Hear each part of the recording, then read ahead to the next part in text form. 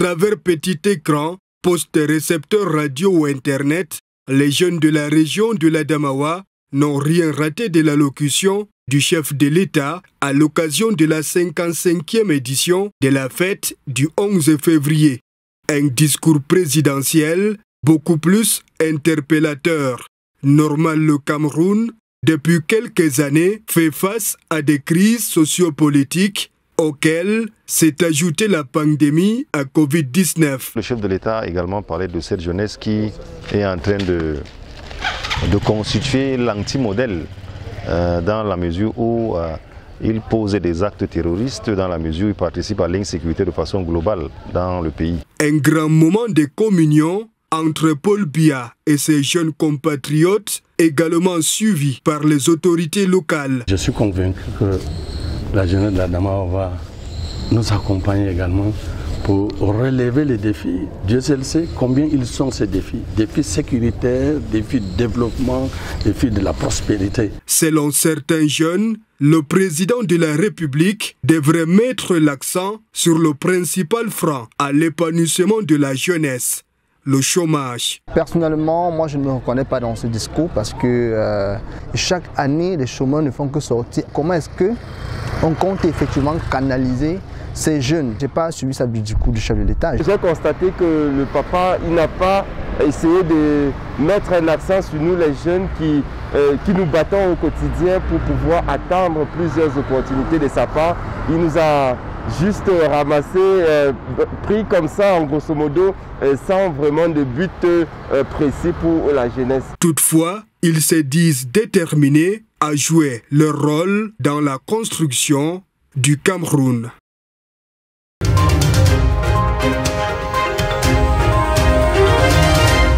On a annoncé qu'il y avait classe ce jeudi.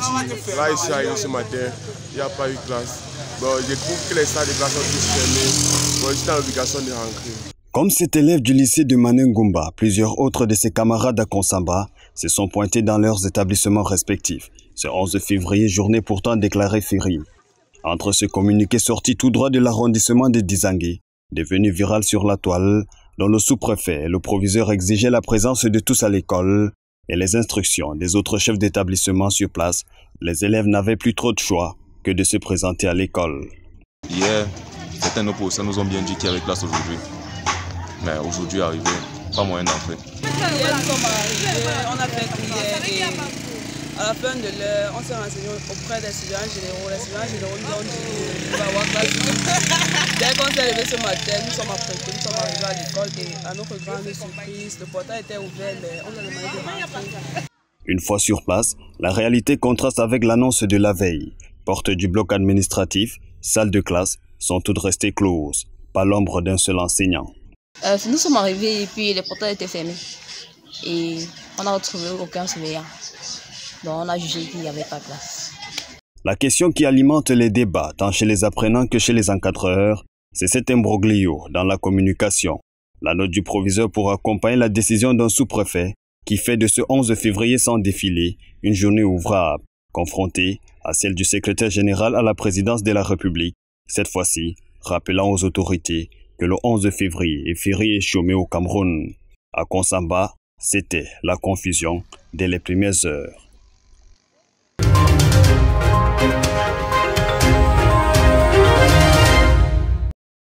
Les jeunes présents ici sont passés à l'étape de bronze, ensuite à l'étape d'argent, puis postulent pour avoir une distinction en or, ont su se donner dans les activités de volontariat autour de leur maison, de leur établissement scolaire, de leur église et dans différents secteurs où ils se sont retrouvés, ont exercé dans le volontariat.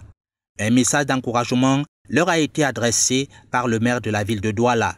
C'est le message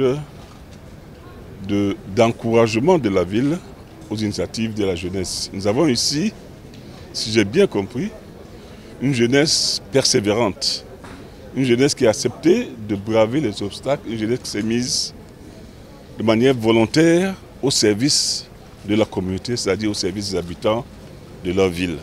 Le satisfecit est également du côté des récipiendaires. Ce qui m'anime est un sentiment de joie et de fierté. De fierté, pourquoi? Parce que à travers toutes les actions que nous posons dans le cadre de volontariat et de bénévolat, Aujourd'hui, se voir se distinguer avec un macaron comme celui-ci, on ne peut qu'être content. Je suis très aimé parce que moi, je ne m'attendais pas à cela. Parce que vu les activités que j'ai menées, tout ça, et enfin être récompensé par cette médaille me fait chaud au cœur, vraiment. Leurs encadreurs se réjouissent des efforts qu'ils ont consentis pendant plusieurs mois. Ils ont peint, ils ont marché dans la boue, ils ont balayé dans les chefferies, ce qui était vraiment difficile, mais ils ont pu endurer. Et quand ils reçoivent cette médaille aujourd'hui, je ne peux que m'estimer heureuse. Parce que nous avons commencé un processus, nous sommes arrivés à la fin. Nous allons lancer la prochaine promotion des médaillés de bronze et nous espérons également qu'ils arriveront aussi à la fin. Rappelons que ces lauréats des médailles d'or présentées aujourd'hui ont achevé la première phase de 6 mois qui est la phase de bronze, puis la phase d'argent qui se déploie pendant 6 mois pour les médailles de bronze et 12 mois pour les non médaillés de bronze. La phase d'or qui s'enchaîne pendant 12 mois pour les médaillés d'argent et 18 mois pour les non médaillés d'argent. Ainsi, les médailles d'or s'obtiennent après 2 ans d'activité dans le programme. Les autres jeunes qui traînent encore le pas sont invités à prendre part à la prochaine promotion des médailles de bronze qui sera lancée dans les tout prochains jours.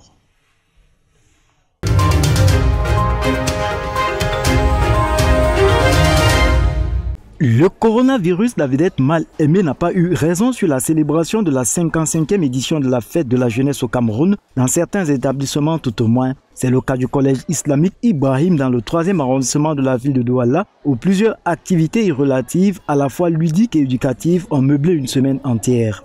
Nous avons organisé des petites activités dans le but de pouvoir éduquer beaucoup plus encore les enfants. Et c'est pour ça que nous avons donc organisé cette semaine et on a organisé beaucoup d'activités en tenant toujours compte vraiment des mesures barrières pour lutter contre vraiment cette fameuse Covid-19 là. Dans un parfum religieux pour un établissement confessionnel, les élèves ont produit des poèmes dont la moralité prônait entre autres vertus la paix et l'unité. Le point saillant de cette rencontre a consisté en un débat sur l'importance de l'éducation de la fille musulmane. Dans ce tableau qui montrait les points de vue divergents sur la question, les échanges entre 5 filles ont démontré le bien fondé des valeurs ancestrales, mais aussi et surtout de l'instruction. Dans un autre atelier, l'on travaillait à la promotion des langues maternelles, un volet qui fait partie intégrante du programme de cet établissement secondaire. Dans cette école, nous avons 3 grands groupes sociaux. 3 grands groupes sociaux qui parlent, n'est-ce pas, 3 langues. 3 patois, c'est-à-dire on parle Hausa ici, on parle Bamou, on parle Fulbe. Ça sont les 3 grandes langues ici qu'on parle. Mais il y a quand même des autres, mais qui sont minoritaires quand même. Mais comme les 3 là, s'il y a une 4e langue, on va encore vraiment ajouter. On va ajouter chaque année, nous essayons donc d'appuyer l'éducation en ces 3 langues-là.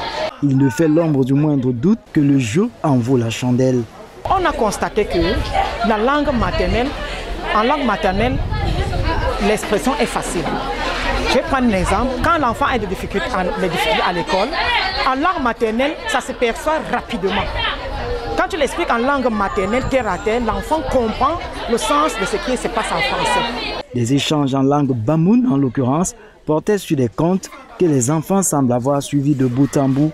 Celle qui m'a plu, c'était pour le lièvre et la tortue. Donc, le lièvre se croit vraiment sage et se croit le maître le plus rapide du monde. Mais pour finir, la tortue tellement... Bon, disons que le lièvre est toujours le plus sage, mais le plus rapide. Mais à la fin, la tortue lui gagne en course. Cet établissement a révélé les talents des journalistes en perspective par une édition du journal brillamment développée par les élèves. Comme quoi, même sans la grande parade, la fête aura été belle.